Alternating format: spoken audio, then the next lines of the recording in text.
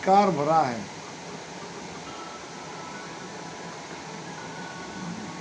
दो पंडित जी थे, एक जगह कहीं कथा कीर्तन करने लग गए। कथा के लिए गए।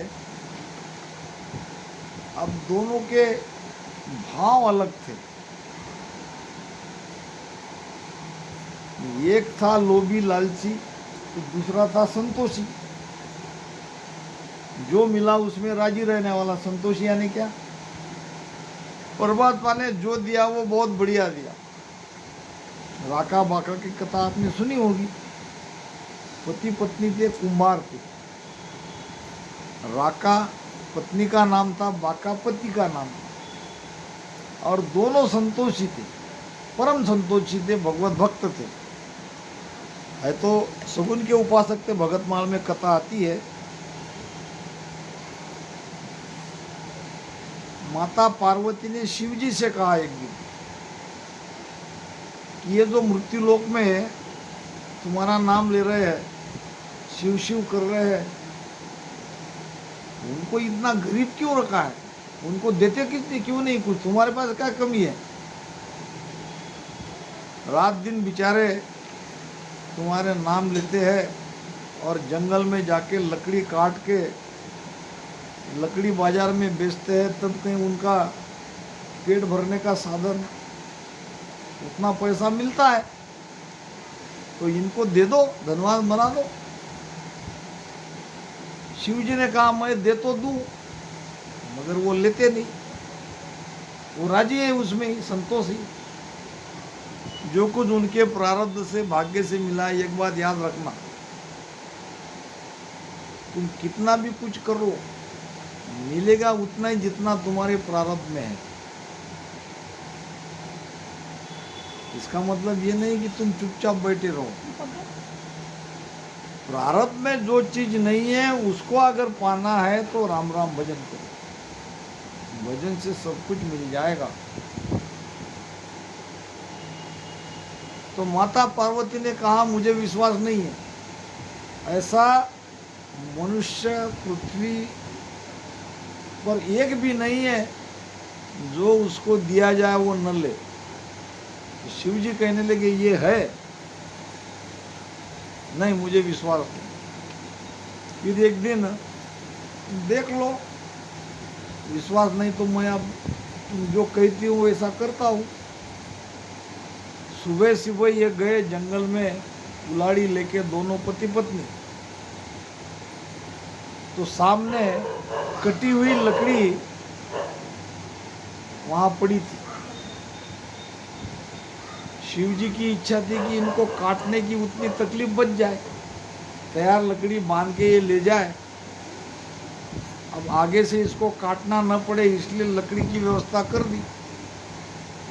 मगर इन दोनों ने देखा और देख के आगे निकल गए। अब शिव जी कहने लगे पार्वती को देखो ये ले रहे क्या। दोनों ने सोचा कोई किसी ने काट के रखी होगी, बेचारे ले जाएंगे, हम क्यों दूसरे की लकड़ी ले, हमको तो अपनी खुद की काट के ले जाना है। माता पार्वती कहने लगी दिया तो क्या दिया, लकड़ी दिया, और कुछ धन देते, सोना चांदी देके तो तब विश्वास होता। लकड़ी से कैसे समझूं कि इसके अंदर में वो भाव नहीं। ठीक है, दूसरे दिन देख लो। दूसरे दिन रास्ते पे सोने का एक कंगन था। सामने पति जा रहा था, पीछे पत्नी जा रही थी। अब पति की नजर में वो कंगन आ गया। पति ने उसके ऊपर मिट्टी डाल दी, ढक दिया मिट्टी को, क्योंकि पीछे पत्नी आ रही है। क्या पता मेरी पत्नी का भाव बदल जाए, सोना देख के मन विचलित हो जाए, मन में लालच आ जाए और कहीं वो उठा न ले, इसलिए मिट्टी से ढक दिया। अब उसको मिट्टी से ढकते उसकी पत्नी ने देख ली, पीछे से आई वहाँ और लात मार के कंगन को ऐसे वहाँ से दूर चला गया और कहा क्या, मिट्टी को मिट्टी से ढक रहे हो, मिट्टी को, मैं तुम्हारी पत्नी हूँ, अगर तुम्हें सोने का कोई मोह नहीं है तो मुझे कैसे हो सकता है? तुम्हारी मेरी नज़र में ये सोना भी मिट्टी है, मिट्टी सोना है, सोना मिट्टी है, एक ही बात है।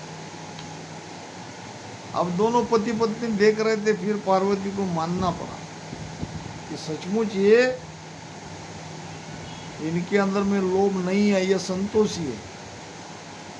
तो संतोषी रहना चाहिए। सील, साच, संतोष और ज्ञान, 4 चीज हमको चाहिए। शील क्या?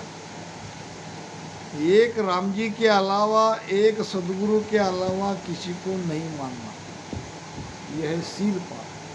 शीलवान सबसे बड़ा, सब रत्नन की खान। सारे रत्न की खान इस शील में आती है। दूसरा साच, साच नाम विश्वास, साच नाम सत्य। अब यहाँ जो साच है वो सत्य के लिए कहा है। आपका जीवन भी सत्यता के आधार से चलना चाहिए। जीवन ऐसा जियो कि जिसमें झूठ को जगह ना हो। झूठ पाप को पेड़ है, साच पुण्य की चूल, और नाव निज सुखराम कहे असल मोक्ष को मूल। निज नाव क्या है? मोक्ष का मूल है। अभी जो आपकी बॉडी हाइब्रिड हो रही थी, विरह के आंसू आ रहे थे, ये है निज नाम का पराक्रम। आपके अंदर में वो निज नाम आ गया, और ये निज नाम भी मोक्ष का मूल है। अभी निज नाम आया तो मोक्ष में चले गए, ऐसी बात नहीं है। आपकी यात्रा प्रारंभ हो गई है। झूठ पाप को पेड़ है। झूठ क्या है? पाप का पेड़ है। पाप का पेड़ का मतलब क्या? झूठ बढ़ता ही बढ़ता जाता है। एक झूठ के लिए दूसरा झूठ बोलना पड़ता है। एक झूठ को छिपाने के लिए दूसरा, फिर तीसरा, फिर चौथा, झूठ बढ़ता बढ़ता बढ़ता जाता है। और साँच को आँच नहीं। सत्य एक बार बोल दिया तो सत्य को और कोई करने की जरूरत ही नहीं है। वो सत्य ही अपने आप में पावरफुल है। बोल दिया, जो हुआ देखा जाएगा। सच बोलो, सच के साथ रहो, भक्ति सत्य की करते हो, और व्यवहार में झूठ बोलते हो, ये काम नहीं आएगा। व्यवहार का मतलब लेन देने वाली बात नहीं, संसार में रहते। तो साच और संतोष। संतोष यानी परमात्मा ने हमको जिस स्थिति में रखा है, जैसे रखा है, वो हमारे लिए बहुत बढ़िया है, ऐसा मान के परमात्मा के निर्णय में राजी रहना है। इसको कहते हैं संतोष। साईं रखे जहाँ हंस रेवे, जहाँ भेजे तहाँ जावे। परमात्मा ने हमको जहाँ रखा, जैसे रखा, वहाँ हमको राजी खुशी से रहना है। अब ये प्रॉब्लम मनुष्य को है, प्राणियों को प्रॉब्लम नहीं है। वो तो परमात्मा के हर निर्णय में राजी है। जहाँ रखा वहाँ वो रह जाते हैं, मगर हमारे लिए ऐसा नहीं है। तो ये संतोषी वृत्ति भी भजन से आती है। और ज्ञान मिलता है सत्संग से। ज्ञान से भरम जाता है। ज्ञान से भजन का जो अलग आनंद आता है, भजन ऐसे करना और ज्ञान सुन के करना, इसमें बहुत बड़ा अंतर है। तो संतोष चाहिए। और सील साथ संतोष, ज्ञान बिन भरम न जावे, जन सुखिया गुरुदेव ब्रह्म के माय मिला। ये सील साथ संतोष और ज्ञान, इसके साथ आप भजन कर रहे हो तो आप जाके जीते जी उस ब्रह्म में मिल जाओगे। तो महाराज कहते हैं, परम पछतावा हमारा ग्रंथ चल रहा है, और बहुत ही अनमोल ज्ञान इस ग्रंथ में है।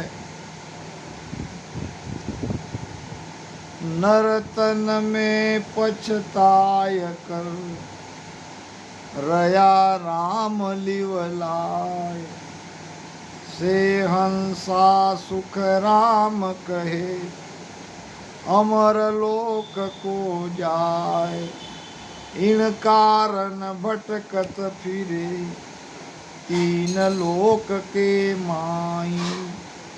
आड़ा बादल भरम का सतगुरु सूझे नाई। गुरु बीरम कृपा करी दीनी भगति बताए। नहीं तर तो सुख राम कहे मई रहे तो पछताए। परम पछतावा ग्रंथ को जो कोई करे विचार। भक्ति उपजे भय मिटे पहुँचा मोक्ष द्वार।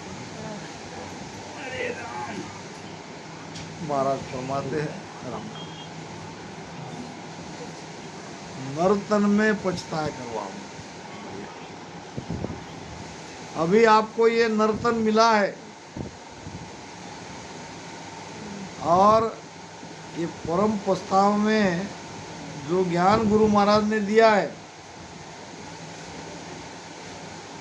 कौन कौन पछताते हैं? सबसे पहले पछता रहा है देवता का राजा इंद्र।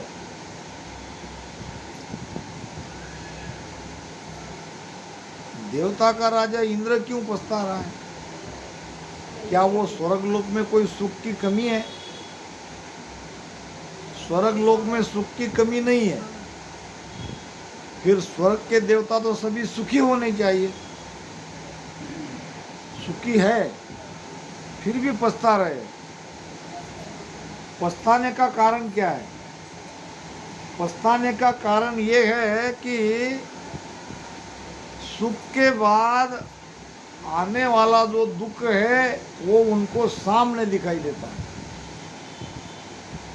अभी तो सुखी है, वहां बैठे हैं तो कई बरस तक वो सुख वहां का लेंगे। जैसे जैसे सुख यानी पुण्य भोग लेते हैं तो वो पुण्य मिट जाता है। वहाँ जब हम स्वर्ग में जाते हैं तो हमारे गले में ऐसी मालाएं डाल दी जाती है, पुण्य की मालाएं। ये एक पुण्य, दूसरा पुण्य, तीसरा पुण्य, चौथा पुण्य, ये देख रहे हो माला। अब वहाँ स्वर्ग में आपको डाल दिया जाता है। फिर जो तुम्हारा पुण्य है वो तुमको भुगतने के लिए वो सुख तुम ले रहे हो, ले लिया तो ये फूल गल गया, ये खत्म हो गया, यहाँ से निकल गया। ऐसे एक एक पुण्य खत्म हो रहे हैं। फिर बाकी रह जाएगा ये एक रहने के बाद उसको दिखने लगता है कि आगे क्या होगा। फिर वहाँ वो पछताता है, अगर मैं राम राम करता, स्वर्ग की सुख की चाहना नहीं करता,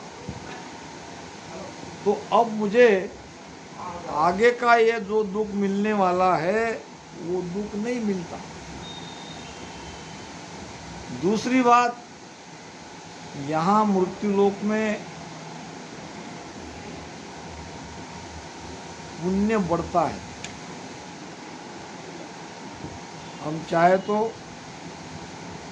पाप से बच सकते हैं, पुण्य को बढ़ा सकते हैं। हमको तो वो कोई करना नहीं, हमको तो केवल राम राम ही करना है। वो वहाँ जाने वाले लोगों के लिए कह रहा हूँ। ये मृत्यु लोक में चांस है और पुण्य को बढ़ाने का, मगर स्वर्ग में जाने के बाद वहाँ बढ़ोतरी नहीं है। वहाँ तुम पुण्य को बढ़ा नहीं सकते। जो भी मिला है उसको भुगत लो, यहाँ से हट जाओ और दूसरे लोगों के लिए जगह खाली करना पड़ता है। इसलिए वहाँ के सारे देवी देवता ये पछतावा कर रहे हैं कि उन्होंने गलती करी, जप किया, तप किया, होम किया, यज्ञ किया, तीर्थ किया, व्रत किया, शुभ कर्म किया, सब कुछ किया, मगर किया क्या नहीं? राम भजन नहीं किया। राम भजन अगर करते तो ये हाल नहीं होता। इसलिए वो परमात्मा से प्रार्थना करते। क्या करते हैं? ओहो प्रभु मानव तन दीजे, भरत खंड के माई, करा केवल भक्ति और संत सेवा, और करा कछु नाही। ओहो प्रभु मानव तन दीजे। राम राम सा राम राम। हे परमात्मा,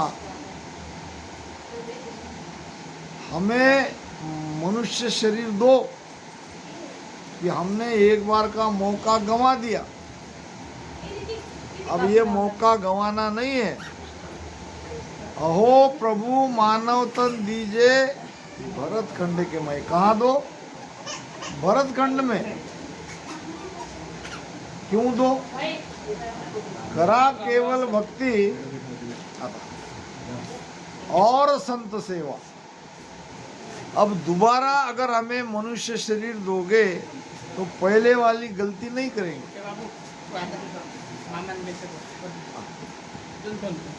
पहले वाली गलती करके हम यहाँ आके पछता रहे। करा केवल भक्ति और संत सेवा, यही दो काम हम जाके करेंगे। अब हमारी भूल हो गई, हमको भूल सुधारने का एक मौका चाहिए। हमको मनुष्य शरीर दो। वहाँ प्रार्थना कर रहे, याचना कर रहे, और यहाँ हमको मिला है तो हम गंवा रहे। हम कितना पछताएंगे? जो चीज प्राप्त करने के लिए वो परमात्मा से प्रार्थना करते हैं, वो अभी हमको मिली हुई है, और हम ये मौका गंवा दे रहे हैं।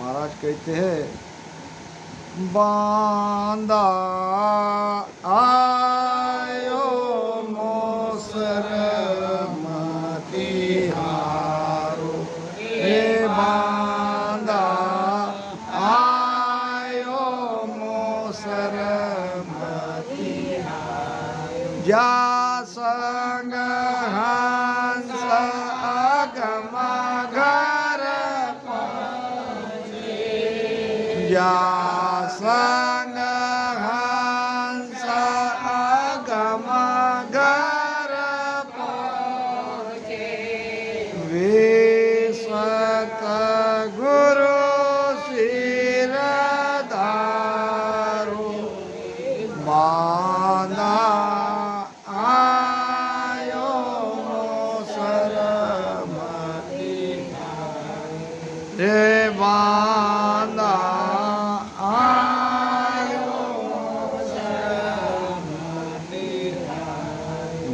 को संग सकल दुखदायक, जा संग सुख मति मानो, मेरे राम जा संग सुख मति जानो, सुखदायक सत संगत जुग में, सुखदायक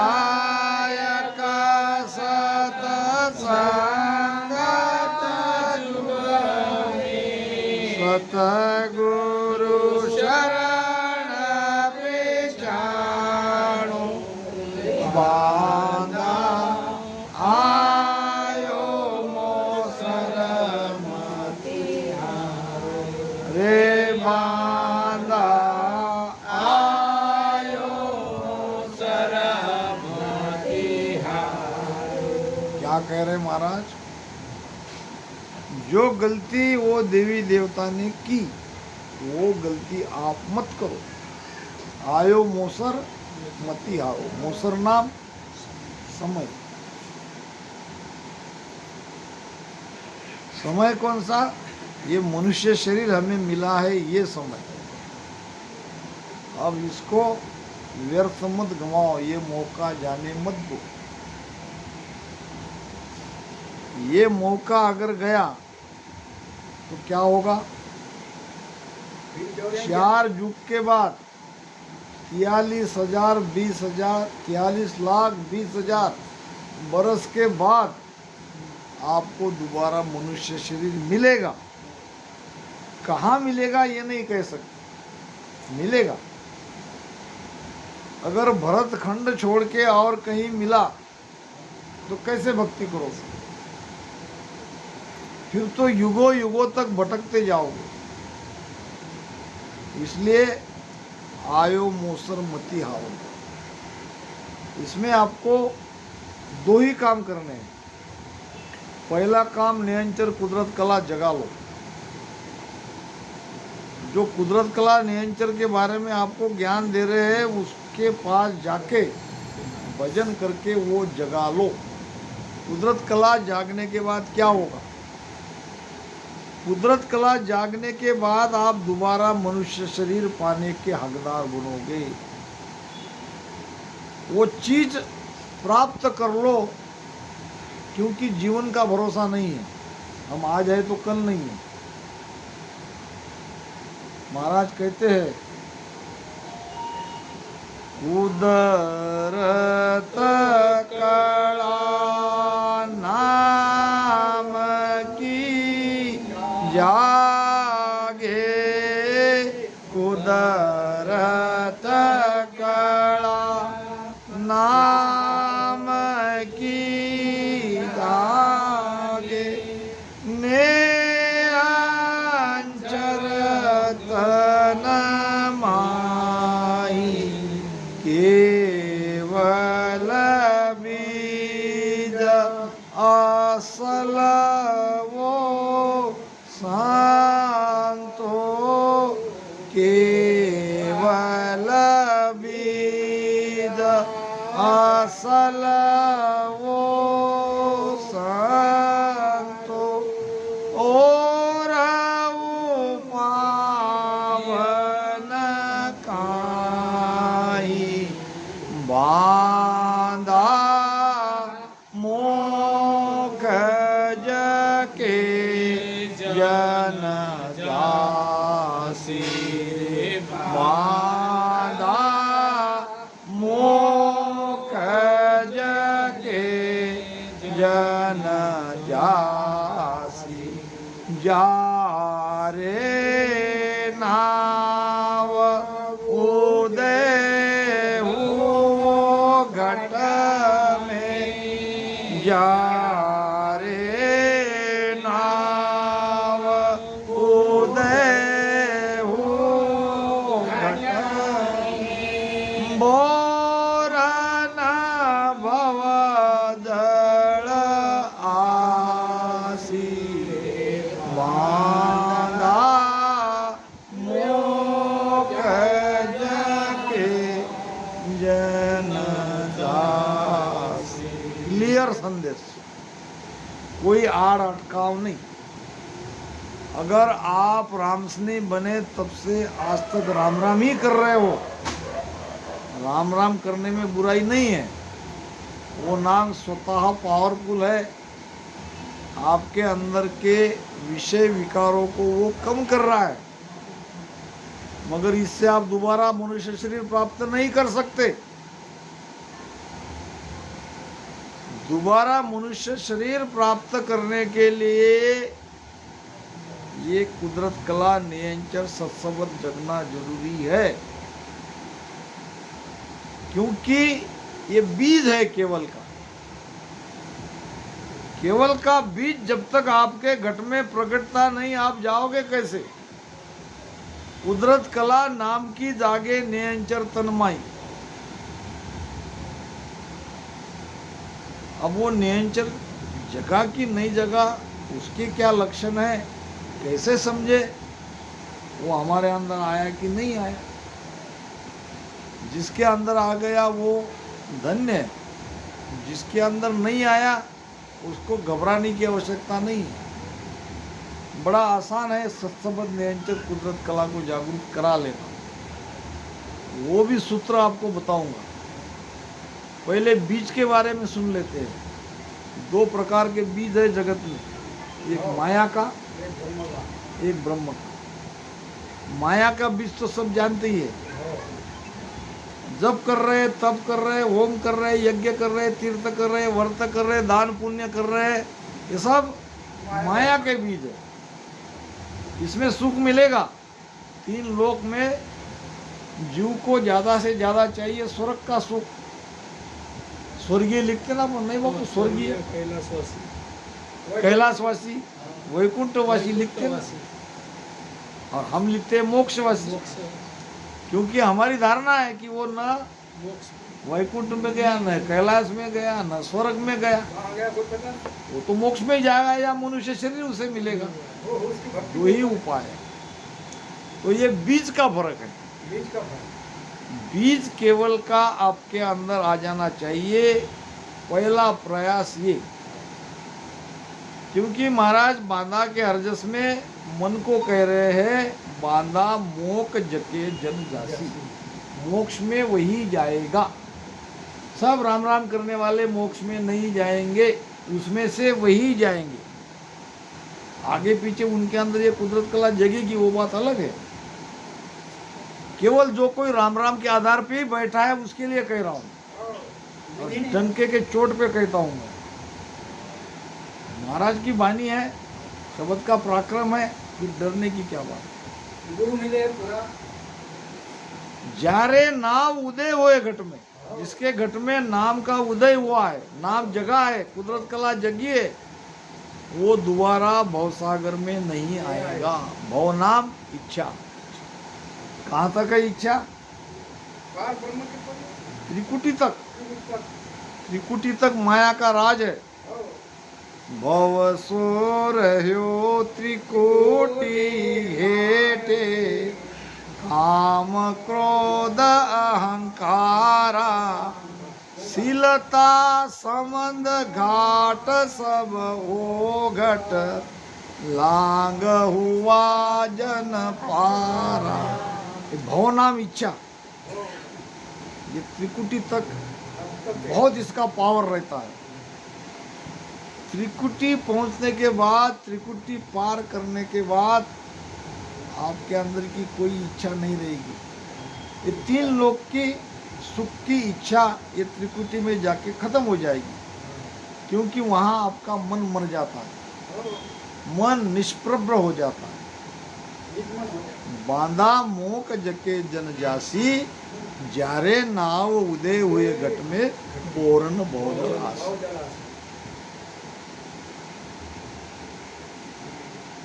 कुदरत कला नाम की जागे नियंचर तन्माई, केवल बीज असल वो संतो और उपावन का, दूसरा कोई उपाय नहीं है। पुनः दोबारा मनुष्य शरीर प्राप्त करना है तो ये कुदरत कला जगाओ। अब कुदरत कला जगी कि नहीं जगी? इतने सालों से हम रामसिंह बने हैं, हमारे अंदर वो जगी कि नहीं जगी, ये कैसे समझ में आए? विरुद्धि ये भी है,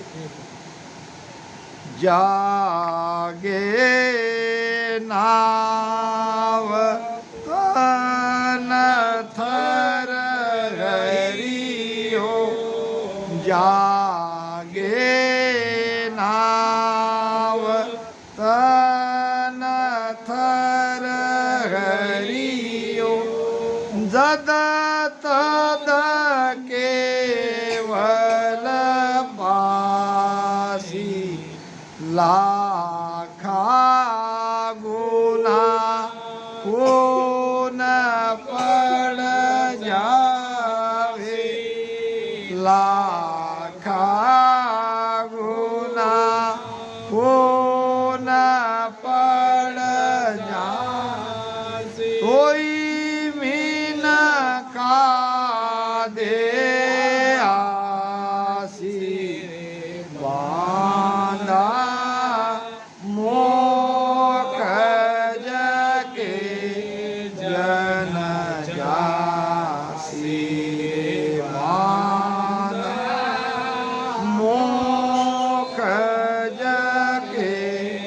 न जासी। कुदरत कला क्या है, सत्सबद क्या है, निज नाम क्या है, नियंचर क्या है, ये सब एक ही है, एक ही नाम के एक ही। प्रकार। अब क्या कह रहे महाराज, जागियो नाव तन थर हरियो, वाइब्रेट, गूंजना, कांपना, आपको ही आपका अनुभव करना है। वजन करते करते आपका शरीर कांप रहा है, धूज रहा है, जोर जोर से किसी का बहुत जोर से वो धूजता है, उस पर कंट्रोल नहीं रहता है, मन कुछ नहीं कर सकता है वो स्थिति में। बहुत जोर से धुसना चाहिए ये भी बात नहीं है, मगर कांपना चाहिए, वाइब्रेट होना चाहिए। कैसे वो भी आपको बताता है। रास्ते से जा रहे हो और आपका ख्याल नहीं है, आप चले रहे हो, आपके विचार चल रहे हैं, एकाएक सामने से बहुत बड़ा जहरीला सांप आपको दिख गया और आपकी नज़र, तो क्या होगा? घबराते नहीं, घबराते तो आप दूसरा क्या होता है, आपके अंदर वो बॉडी आपकी वाइब्रेट होती है, थरकाप उठता है, कोई जोर से डरता है, मगर अंदर से 3.5 करोड़ रोमावली आपकी खड़ी हो जाती है। बस ये लक्षण आपके अंदर पहले आना जरूरी है। जूं तन कापे